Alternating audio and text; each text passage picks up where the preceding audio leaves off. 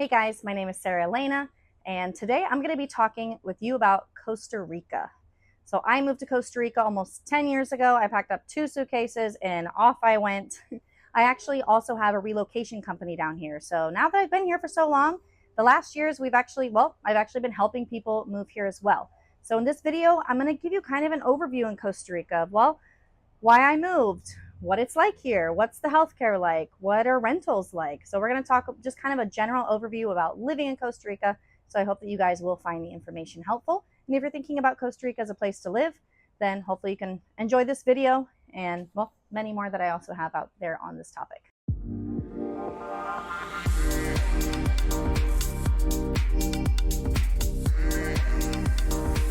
So I guess a little bit about me. So I guess how did I end up with Costa Rica? So I actually had some friends that were down here that were just talking about how magical and amazing things were. And they were just, oh, you have to come down. I was already thinking about moving to another country to begin with. So I thought about Australia. I was thinking about just some other countries that might be a little bit closer. And when I just heard this raving review from my friends that were just visiting Costa Rica, I thought, you know what? Why not?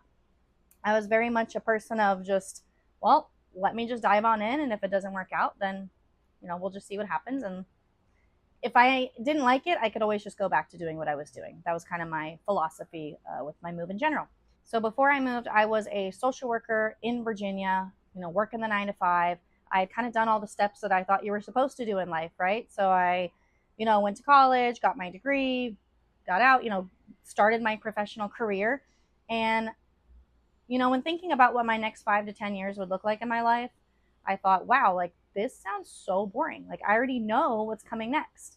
And for me, at least with moving, I wanted to throw myself into a situation where I just didn't know what was going to come next. And that's kind of what's happened. So I thought, you know what? Why not? Let's just do it all backwards. So instead, I moved to the retirement destination. Then I got pregnant a year later and I had a child. Then I made a career, actually made a business for myself in regards to moving and relocating. And lastly, now I have my own home, built my own home, and then, maybe one day there could be a marriage in my future. Who knows? But my ideology was that, I didn't really mean to do everything backwards, but it's just kind of a funny way that things did end up. And for me, moving abroad, whether it be Costa Rica or somewhere else, was just a way for me to actually, create and design my life the way that I actually wanted to live it versus just being kind of stuck in a pre-made, template system where you kind of know what's going to be coming in the next 5 to 10 years. To be honest, if you asked me 5 to 10 years ago where I would be today, what I would be doing today, I don't think I would even believe you. So, it's just amazing how things have turned out, for moving abroad. So I kind of told you a little bit as to why I did pick Costa Rica. It was really just, I guess I could say it was to chance. I don't quite believe in chance. And me personally, I'm kind of a calculated risk taker. I don't bounce on every idea that I have, but when I have one that's just very like, you have to do this, that's what I did. So that's how I ended up in Costa Rica. Life before was, being in the office, waking up, being in the cold. I mean, Virginia gets cold, we get snow. Trying to take care of your health, like trying to see friends, but friends were kind of busy. So I did like my life in a way before, but I would say compared to what it is now, for me, I'm very, very, very happy that I have actually spent the last 10 years here in Costa Rica. I don't have any plans to leave. I have time for all my friends. I have time for myself. I have time for my daughter. I was able to build a business that I love. For me, living abroad has been more budget friendly, and we'll talk about that in a little bit too. But for me, again, living in Costa Rica has been a way for me to actually design my life. So before, it's kind of like, okay, everything's kind of designed and planned out for me in a way. But after, I feel like I can just kind of create whatever I want with my life. And for me, that's super exciting. So where do I live? I live by the beach. I've lived in the mountains. I've lived near the city of Costa, near San Jose. I've always returned to the beach. So like I said, I've lived in over 20 homes in the country. In terms of towns, it would be, I guess, less towns than that. But I've lived in a lot of places in the country, and I'm definitely a beach girl. I live in a smaller town next to a larger town. And, the larger town, I wouldn't even say it's that large of a town. When I explain it to people, I'm like, you could literally walk from one end of the town and the other to the other in under an hour. So it's still not even that large of a town in comparison to where maybe some people might be coming from.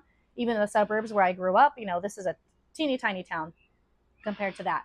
And then our little town, I love it. It's very residential. It's kind of one of those everybody knows everybody. You know your neighbors. You have your WhatsApp group chats. People are updating each other on what's going on. I'm 3 minutes to the beach. I can go down, go to the beach, watch sunset. Just yesterday I went to sunset with my daughter and 3 to 4 other friends and met up with them there. She's running around playing with some dog. I'm just hanging out, catching up with my friends. So I love this town because we're all so close together. It's a very tight knit community. Everyone knows everybody in a sense. And, we have a lot of what we need nearby. So for me, I'm a big nature person and I like being outside. If so, really, Costa Rica is an excellent place. If you really like being outdoors, if you like nature, it's a good place for that for sure. That's a little bit about where I live. It's just a very small town. We have some little waterfalls, we have little rivers, we got the beach. Surfing's kind of big around here. If I need to go to the bank, the pharmacy, any larger grocery stores, I have access to that too. It's about an hour and a half from from an international airport, which really isn't a bad distance at all either. And for me, it's just been the community here. So I feel like I've really found a very good sense of community where I live and in a lot of places that I've lived in the country. And when talking to others and maybe why they've moved, a lot of them have expressed to me it's because they're just looking for more of an actual sense of community. And that is what I feel like I have where I live now and in other places in the country, here in Costa Rica that I've been to. Another thing that I really love about living here is, for me personally, I feel that the cost of living is lower than what I would be experiencing if I was still in North America. So in Costa Rica, some things are definitely more expensive. So let's talk about that. Okay, cars are more expensive. Imported items are more expensive. Electronics are more expensive. So maybe things that are going to be imported can definitely be pricier. But for me, there's a lot of things that are cheaper that really level it out. So we'll talk a little bit about healthcare after. But, for me, the price of healthcare is cheaper. Veterinary care, mechanics, labor, certain items are cheaper. So if you learn how to shop smart, actually eating healthier here, I find is be much cheaper than it is in North America. So to be able to go to the store and pick out healthy food options. You can get access to organic options here as well. If if you have a good farmer connections in the area, farmers markets. So here it's actually a lot healthier. It's actually a lot cheaper to eat healthy, which, that's, for me, that's really amazing. And I think that's the way it should be everywhere. But unfortunately, it's not, right? So although some things are definitely more expensive in Costa Rica, I do notice a lot of things are cheaper on a day-to-day basis. And then I think that does help to even things out. And of course, cost of living and what's cheap or what's expensive is going to really depend on you and where you're coming from. So only you can, really evaluate that. And perhaps if you're coming from Canada or California, our version of expensive here might be what you're already paying or even maybe a little bit less. Who knows? So I guess just think about too, like, what does cheap or expensive mean to you? Also, when you're watching videos and other people talking about cost of living or budgeting and things like that. And healthcare is another big thing as to why I do like living in Costa Rica. I do feel like there's excellent options for healthcare. Costa Rica has a public system and a private system. I like to tell people that in case of a true emergency, I believe that there are very good doctors and you will be taken very good care of in the public healthcare system. But if you can do additional insurance, if you can, first of all, don't come here without accident or emergency insurance. It's important to be covered. And second of all, if you want access to the private healthcare system, then you can pay for insurance or you can pay out of pocket. I wouldn't want to use private healthcare insurance or the healthcare system privately in case of an emergency without insurance, even same with the public. But at least for paying out of pocket for, let's say, specialists, that can be really affordable down here too. And you don't have to jump through all the hoops. So you don't have to go see the doctor for them to then refer you to the specialist. In Costa Rica, a lot of times you can just go ahead and book straight with that specialist. And I think it's pretty cool. So I'm really happy with the healthcare here. I think, of course, when you're thinking about areas, if you're going to be in more rural areas, you might lose access to private care. The healthcare can become maybe a little bit more limited in its capabilities. So definitely that's something to think of.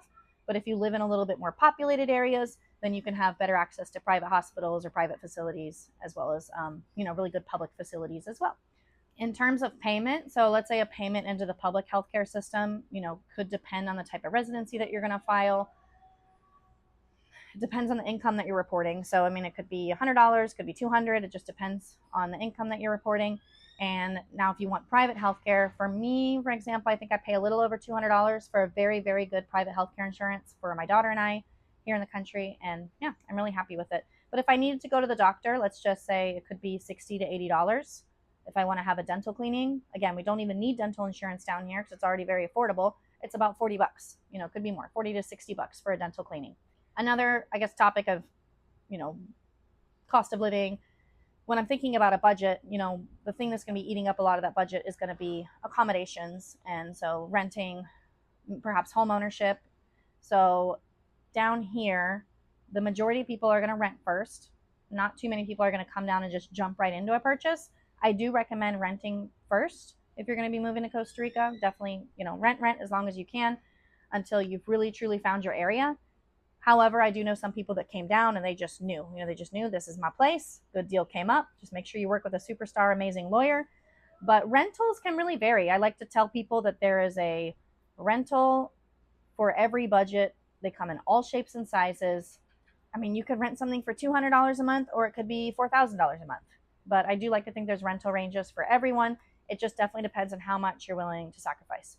So let's say if you want like a pretty modern 3-bedroom single family home in most areas of the country. Again, I don't want you to quote me exactly on this because it really does vary. If you're on the coast, it's going to be more expensive.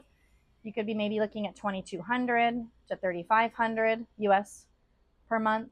But then there's other areas where it could definitely be a lot cheaper. And again, I'm thinking of kind of like a more modern, maybe even North Americanized style home.